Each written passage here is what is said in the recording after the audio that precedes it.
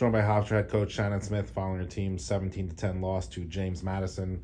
Coach, just your thoughts on today's game?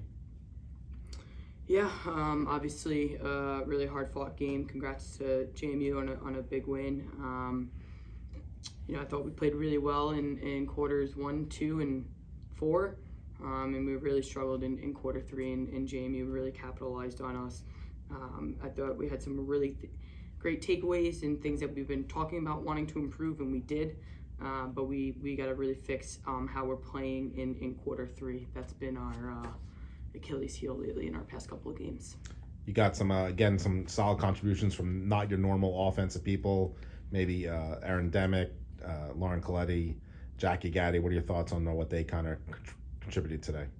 Yeah, we talked a lot to our attack on making sure our heads were up, being able to see the feeds, working hard. It's things that we have been missing, and we practiced really hard this week, and it obviously paid off for us on the offensive side of the field.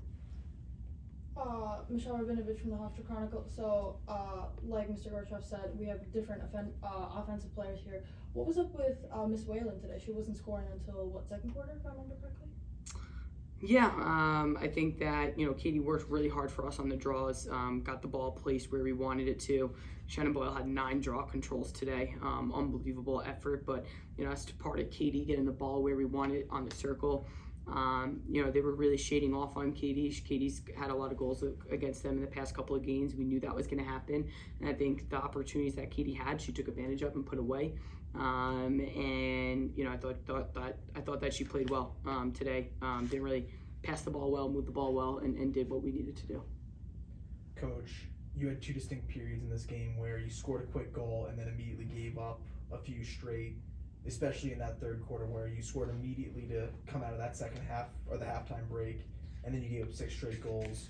What was JMU throwing your way, or what did you guys fail to convert on when you gave up those goals in a row? Yeah, we just talked about that with our team.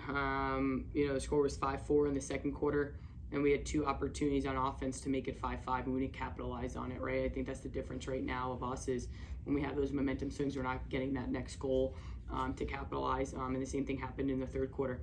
We got to 9-8. We actually had a D-stop, but we had a turnover in the clear, and we just didn't get that next play to kind of tie that game and really shift the momentum. That kind of that hurts a little bit. So we got to get better on that as we move forward in conference. What was the conversation like right after? Go ahead, Michelle. Go ahead. Oh, I'm sorry. What was the conversation like right after the second quarter and halftime? Yeah, we just were making some adjustments, getting prepared. They were going to go zone or man against us, and then really making sure that we were staying hard on the draw controls and knowing that JMU was going to come out strong and for us to capitalize. And really talked about making sure that we were aware where 17 was. 17's a very Isabella Peterson's a very good lacrosse player,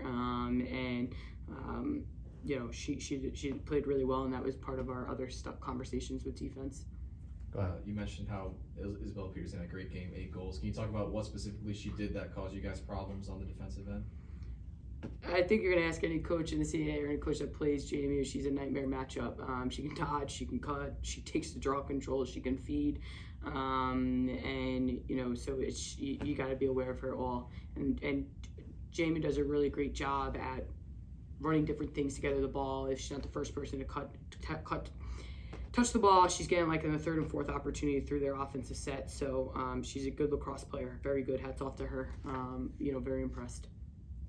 Coach, it seemed like early in that game you guys tried to attack the teeth of JMU's defense, and then around the midpoint you started getting a player out wide on the perimeter and then trying to make a quick cross-field pass for a shot, and you found a lot of success in that. What did JMU do that stopped it for a good amount of that second half? Well, in the third quarter, we only scored the ball 2 times over on our offense. We scored 1 of the 2, so that was, a big difference for us. We didn't get enough opportunities.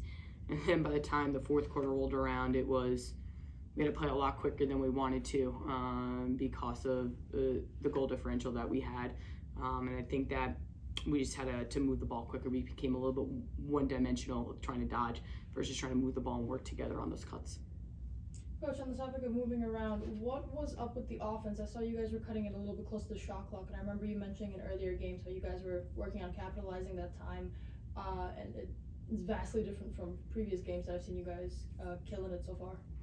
Well, JMU is a very good lacrosse team, and we needed to limit the amount of possessions they had. So we wanted to have longer possessions on our attack to limit the amount of times that they were scoring and try to wear them down and look for the best opportunity versus the first opportunity. Thank you, Coach. Thank you.